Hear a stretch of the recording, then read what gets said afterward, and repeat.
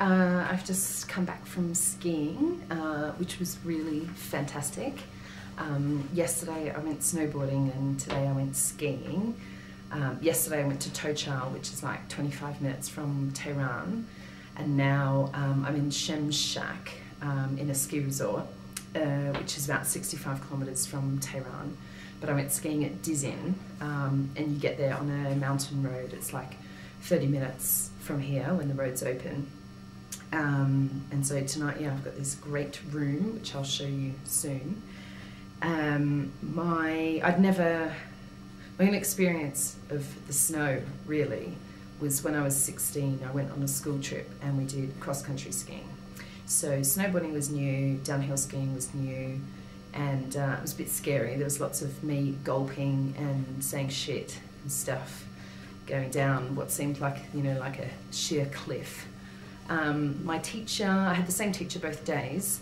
He didn't speak English, so that made it quite funny. But he was actually a really good teacher, and I was glad to see him again today because we kind of made an agreement, sort of. But there he was, and he was my teacher, and he really looked after me. And today he had his brother and a friend that kind of accompanied us, one on a snowboard, and the other guy came. He could kind of speak a bit of English, so that was pretty good. But most of the time he was like skiing behind me, like rounding up behind me and trying to chat me up, just kind of annoying, but sort of silly snow fun. It's definitely the freest place in Iran. Girls don't wear the manto, they don't wear the headscarf, you know, some people have got hats on. There was one girl that had like blonde crimped hair. They've all got like perfect pink lipstick on. I felt like a bit of a dag. But I actually took my manto off in the toilets today because someone said to me yesterday, oh, what, you know, why are you wearing that? But I did keep this on because my headscarf on, because it kept me warm. So yeah, but it was really cool because my teacher, like, I was skiing normally and he skied backwards like this to catch my skis, and that made me feel safe. And if he wasn't doing that, I was hanging onto a pole, like he'd outstretch a pole, or we'd hold hands and go down. And all of that would just be impossible touching between a woman and a man anywhere else in Iran. So yeah, and I chatted to some skiers, and they were all like really happy and had some photos together. And there were quite a few Iranians that like live in Canada or Sweden, and they've come over to ski. All ages. It was like a little girl learning. Snow was really good, not that I really know much about it. This is my ski pass, and my ski pass costs me 15 US. My teacher was 15 US an hour. The taxi from here across the mountain was 7 US. Had a hot dog and chips for lunch. Pretty good day, really, and I think I'm going to be really sore tomorrow. And tomorrow I'm getting the train to Istanbul. So tonight really is kind of my last night in Iran on land, kind of, because tomorrow I'll be on the train, and then after 24 hours we cross into Turkey, and then there's another 48 to get to Istanbul. And actually I'm really excited because I just want to see what happens mentally when you're on a train for that long, and there'll be lots of people to talk to, I'm sure.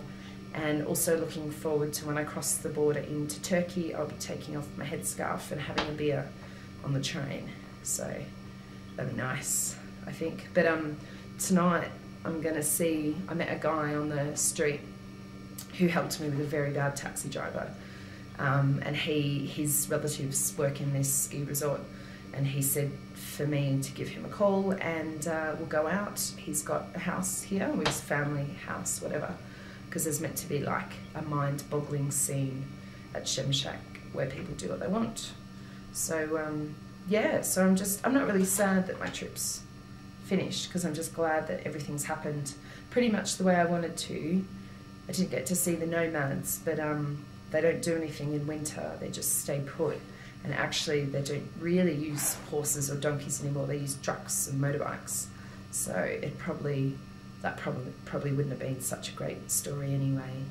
But I just didn't have time to kind of go and hunt them down, sort of thing. So yeah, I'm just really, really glad that it's happened. and been able to tick off all the stuff that I wanted to see and wanted to do.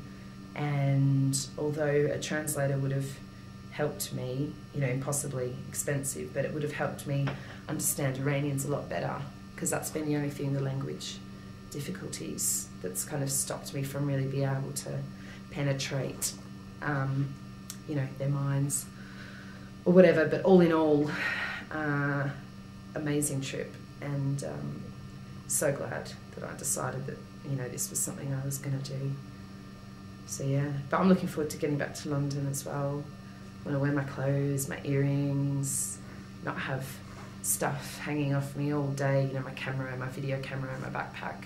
And I want to start my course, journalism. So yeah, I'm excited about going back actually. But this I'll be thinking about for years, I reckon. So I want to read lots more books about Iran. That's all.